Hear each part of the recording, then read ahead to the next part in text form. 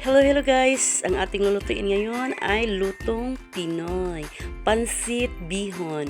Ang paborito ng masa, ngunit masarap. Ayan, ito ang ating mga sangkap at iginisa na natin ang ahos, sibuyas at atsal. At pag naluto na, ay i-add na natin ang ating karne. Ayan, haluin lang natin at dagdagan natin ng carrots at then, lagyan natin ng soy sauce, oyster sauce, and water. Ayan.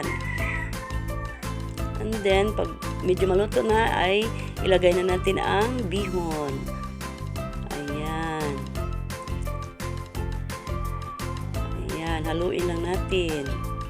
At lagyan natin ng konting asin. Ayan, at dinagdagan na natin ng cabbage, repolyo. Ayan. Pahaluin natin. And then, lagyan natin ng 3 piraso ng kalamansi. Pero, ay tanggalan natin ng buto kasi mapait yan. Ayan. I-squeeze with the calamansi juice. Ayan. Ayun. Tapos na. Sarap na yan. Ayan ang lutong Pinoy na kahit saan tayo ay hahanapin natin ang pansit bihon. Ayan, ready to serve. Wow.